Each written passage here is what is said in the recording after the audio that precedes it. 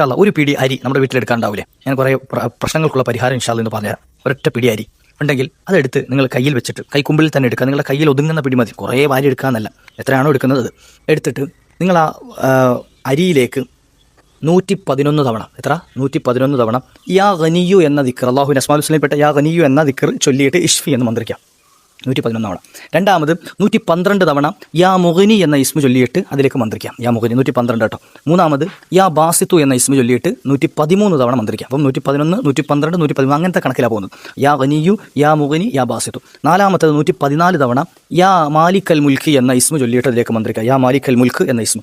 അഞ്ചാമത് യാദൽ ജലാലി വല്ലിക്രാം എന്ന ഇസ്മു ചൊല്ലിയിട്ട് 115 തവണയും മന്ത്രിക്കാം. അപ്പോൾ എത്ര? യാ ഗനിയു, യാ മുഗ്നി, യാ ബാസിത്തു, യാ മാലിക്കൽ മുൽക്ക്, യാദൽ ജലാലി വല്ലിക്രാം. 111, 112, 113, 114, 115 ഈ കണക്കനുസരിച്ച് ഈ 5 ഇസ്മുകൾ ചൊല്ലിയിട്ട് അതിലേക്ക് മന്ത്രിക്കാം. അപ്പോൾ ഇത് ചൊല്ലുന്ന അത്രയും സമയം ഈ അരി ഇങ്ങനെ പിടിച്ചോണ്ടിരിക്കണം എന്നാണോ? അല്ല, മറിച്ച് നമ്മൾ എടുക്കുന്ന പിടി ഒരു പിടിയാക്കുക. എന്നിട്ട് അത് പിടിച്ചോണ്ടിരിക്കണമെന്നില്ല. ഞാൻ ബുദ്ധിമുട്ടില്ലെങ്കിൽ പിടിക്കാം. ഇനി അങ്ങനെ പിടിക്കാൻ ബുദ്ധിമുട്ടുണ്ടെങ്കിൽ എന്ത് ചെയ്യുക? ഒരു ഗ്ലാസ്സിലേക്ക് ഇട്ടിട്ട് അത് പിടിച്ചോണ്ടിരുന്നാൽ മതി. ആ ഗ്ലാസ് എടുത്ത് വെച്ചാൽ ഫ്രണ്ടിൽ കേട്ടോ. അപ്പോൾ ഗ്ലാസ് കൊണ്ട് കോരി എടുത്തിട്ട് അതിനകത്ത് ഓതാൻ പാടില്ല. എന്ത് ചെയ്യണം? എടുക്കുന്ന പിടി നമ്മുടെ കൈ കൊണ്ട് തന്നെ പിടിച്ചെടുക്കാം.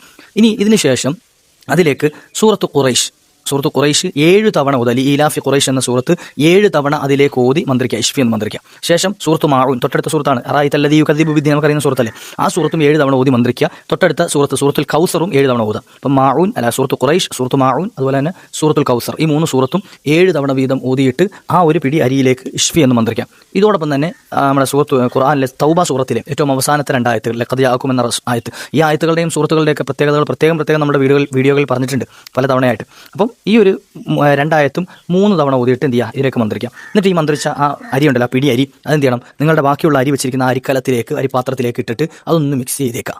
അതൊന്നും മൊത്തത്തിൽ മിക്സ് ചെയ്യുക. എന്നിട്ട് നിങ്ങൾ അതുകൊണ്ട് വീട്ടിൽ ഭക്ഷണം പാകം ചെയ്യുക. അല്ലാഹു സുബ്ഹാനഹു വ തആല ആ വീട്ടിൽ കടബാധ്യതകൾ എടുത്തു കളയും. ആ വീട്ടിൽ പിന്നെ കടങ്ങൾ ഉണ്ടാവില്ല എന്ന്, ഉള്ള കടങ്ങൾ അല്ലാഹു പരിഹരിച്ചു കൊടുക്കും. രണ്ടാമത്തത്, ആ വീട്ടുകാരിലേക്ക് ദാരിദ്ര്യം എന്ന് പറയുന്ന സംഗതി കടന്നു വരില്ല. ജീവിതത്തിലേക്ക് ഒരിക്കലും ദാരിദ്ര്യം കടന്നു വരില്ല. ഇനി മൂന്നാമത്, രോഗങ്ങൾ കൊണ്ട് പ്രയാസപ്പെടുന്ന ആളുകൾ ആ വീട്ടിലുണ്ടെങ്കിൽ ഈ ഭക്ഷണം കഴിക്കുന്ന ആളുകൾക്ക് രോഗങ്ങളിൽ നിന്നുള്ള മുക്തി, അവർക്ക് എത്ര വലിയ മാരക രോഗങ്ങളാണെങ്കിലും അത് പരിഹരിക്കാനുള്ള മാർഗ്ഗം അല്ലാഹു അവർക്ക് തുറന്നു കൊടുക്കും. ഇത്തരത്തിൽ ഇതോടൊപ്പം തന്നെ ഇതിനെക്കാട്ടി ഏറ്റവും ഏറ്റവും പവർഫുൾ ആയ ഒരു വഴി, അല്ലാഹു അവരുടെ ദുആക്ക് ഇജാബത്ത് കൊടുക്കുന്ന, ആ വീട്ടുകാരുടെ ദുആക്ക് ഇജാബത്ത് കൊടുക്കുന്ന. ആലോചിച്ച് നോക്കി, നമ്മുടെ വീട്ടിൽ ഉമ്മയും ബാപ്പയും മക്കളും എല്ലാവരും ദുആക്ക് ഇജാബത്തുള്ളവരാണെങ്കിൽ ആ വീട്ടിൽ പിന്നെ എന്തെങ്കിലും പ്രയാസം ഉണ്ടാവും. അപ്പോൾ അതുകൊണ്ട് ഇത്തരത്തിൽ നമുക്ക് ചെയ്യാൻ എളുപ്പമുള്ള മാർഗ്ഗങ്ങൾ ചെയ്യാൻ അല്ലാഹു തൗഫീഖ് നൽകുമാറാകട്ടെ. അപ്പോൾ എല്ലാവരും ചെയ്ത് നോക്കാം ഇൻഷാ അല്ലാഹ്. ഒരു തവണ ചെയ്താൽ മതിയല്ലോ. അരി പിന്നെ എന്ത് ചെയ്യുക? നമ്മളിനി അരി വാങ്ങുമ്പോൾ പിന്നെ അതിലേക്ക് മിക്സ് ചെയ്ത് കൊടുത്താൽ മതി, കൂടുതൽ ഇട്ട് കൊടുത്താൽ മതി. അല്ലാഹു വലിയ ബർക്കത്ത് ചെയ്ത് തരുമാറാകട്ടെ. അപ്പോൾ ഇടയ്ക്കിടയ്ക്ക് അതുപോലെ നമ്മുടെ ഭക്ഷണത്തിലൊക്കെ എന്ത് ചെയ്യുക? ഓതി മന്ത്രിക്കാം.